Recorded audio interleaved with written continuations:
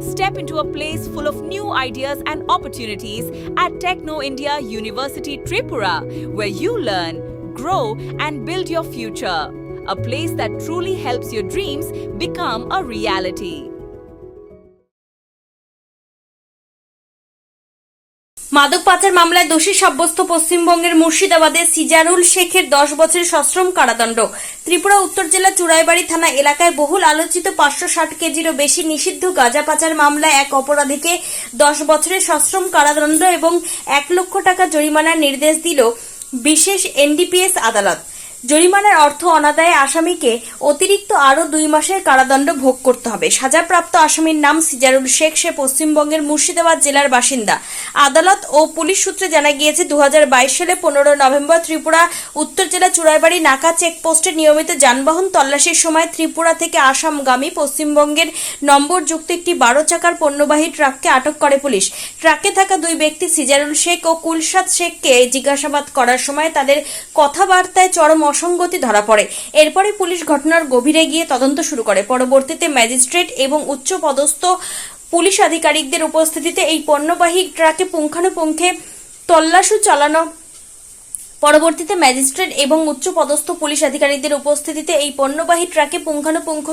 চালানো হয়। তল্লাশিকালে চালকের সিটের নিচে এবং গাড়ির ছাদে বিশেষভাবে তৈরি গোপন চেম্বার থেকে মোট 84টি প্যাকেট নিষিদ্ধ গাঁজা উদ্ধার করা হয়। উদ্ধারকৃত নিষিদ্ধ গাঁজাগুলির ওজন করে দেখা যায় তাতে মোট 560 কেজি 600 গ্রাম শুকনো গাঁজা ছিল। এই বিপুল পরিমাণ মাদক উদ্ধারের ঘটনায় পুলিশ অভিযুক্ত মাদক পাচারকারীদের বিরুদ্ধে এনডিপিএস আইনে মামলা দায়ের করে তদন্ত শুরু করে। ল্যাবরেটরিতে ফরেনসিক পরীক্ষার মাধ্যমে উদ্ধার হওয়া সামগ্রী গাঁজা হিসেবে চিহ্নিত হওয়ার পর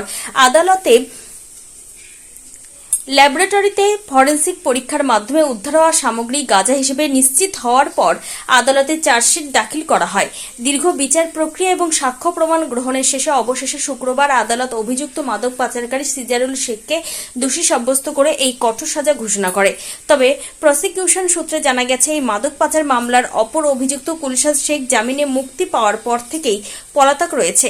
আদালত তার বিরুদ্ধে পৃথক আইনি কার্যক্রম জারি রেখেছে এবং পুলিশ তাকে গ্রেপ্তারের জন্য গত 15/11/2022 চুড়াইবাড়ি থানায় একটা গাড়ি ডিটেইন করা হয় থানার নাকা পয়েন্টে, যেটা উষারানী দেবনাথ এবং চুড়াইবাড়ি থানার অন্যান্য পুলিশ অফিসাররা ফর্মাল ভেহিকেল চেকিং ডিউটি করছিলেন। অনুমানিক 12:30টার দিকে ত্রিপুরা থেকে আসাম যাওয়ার পথে একটা গাড়িকে ডিটেইন করা হয়, যেটা রেজিস্ট্রেশন নম্বর ছিল WB59B3256, এটা 12 হুইলার ট্রাক। এই ট্রাকে 2 জন লোক ছিল, ড্রাইভার ছিল, একজন ফুলসাদ এসকে আর একজন সিজারুল এসকে। পুলিশ প্রথম জিজ্ঞাসাবাদ, গাড়ির কাগজপত্র সম্পর্কে জিজ্ঞাসাবাদ করে এবং জিজ্ঞাসাবাদের পরে কথাবার্তার মধ্যে একটু ইনকনসিস্টেন্সি ছিল। পুলিশ যখন জিজ্ঞাসাবাদ করলো, ওই ফুলসাদ এসকে স্বীকার করলো যে গাড়ির মধ্যে কন্ট্রাব্যান্ড আছে। সেই হিসাবে উষারানী দেবনাথ ওসিকে ইনফর্ম করেন। ওসি ছিলেন ওই সময়ে ধ্রুবজ্যোতি দেববর্মা। সেই অনুযায়ী এসডিপিও সাহেবকে ইনফর্ম করা হয় এবং এসডিপিও সাহেব ঘটনাস্থলে এসে প্রথম উষারানীকে অথরাইজেশন দেন।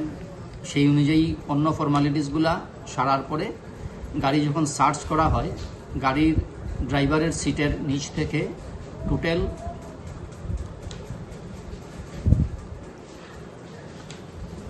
35টা বান্ডিল উদ্ধার হয় এবং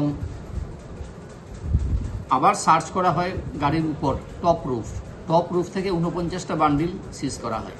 টোটাল 84 বান্ডিল এবং এই 84 বান্ডিলে টোটাল যে গাঁজা উদ্ধার হয়েছিল ওজন করার পরে পাওয়া গেল 560 কেজি 600 গ্রাম। এই 560 কেজি 600 গ্রাম ইন্ডিপেন্ডেন্ট উইটনেসের সামনে রেখে সিজ করা হয় along with other formalities complete করে আসামি ফুলসাদ এসকে এবং সিজারুল এসকে অ্যারেস্ট করে কোর্টে প্রেরণ করা হয়। সেই অনুযায়ী কেস রেজিস্ট্রি হয়, যেটা চুড়াইবাড়ি থানার পিএস কেস নম্বর ছিল 2022 CRB 054, যেটা কমার্শিয়াল কোয়ান্টিটিতে কেস রেজিস্ট্রি হয়েছিল। ইনিশিয়ালি ওসি এই কেসটা ইনভেস্টিগেশন করেন ধ্রুবজ্যোতি দেববর্মা এবং এসএফএসএল রিপোর্ট থেকে পজিটিভ রিপোর্ট আসে যেগুলো গাঁজা, এবং চার্জশিট সাবমিট করেন এই কেসে পীযূষ কান্তি সাহা এসআই। এই কেসে যখন ট্রায়ালে উঠে কেস নম্বর রেজিস্ট্রি হয় স্পেশাল এনডিপিএস 79 অফ 2023 এবং আমাদের সেশনস জাজ আজকে এই কেসের সাজা ঘোষণা করেন এবং কনভিকশন আসামি সিজারুল এসকে কনভিকশন করা হয়, করিয়ে 10 বছরের সশ্রম কারাদণ্ড সঙ্গে 1 লাখ টাকার জরিমানা, অনাদায়ে আরও 2 মাসের জেল। পাশাপাশি বলতে হয় ফুলশাদ এসকে যে আসামি ছিল বেইলে যাওয়ার পর সে আর এপিয়ার করেনি, তার এগেনস্টে সাইনেডাই রেকর্ড করে ওয়ারেন্ট করা হয়েছে। এই হলো টোটাল কেসের স্টোরি। কবে নাগাদ ধরা হয়েছিল? 15/11/2022 যেদিন এফআইআর করা হয় সেদিনই ধরা হয়েছিল। সেশন জাজ কে ছিলেন? ওই সময় সেশন জাজ ট্রায়াল করেছিলেন তো অংশুমান দেববর্মা, এখন তো এস দেবনাথ উনি আছেন। Step into a place full of new ideas and opportunities at Techno India University Tripura, where you learn, grow, and build your future. A place that truly helps your dreams become a reality.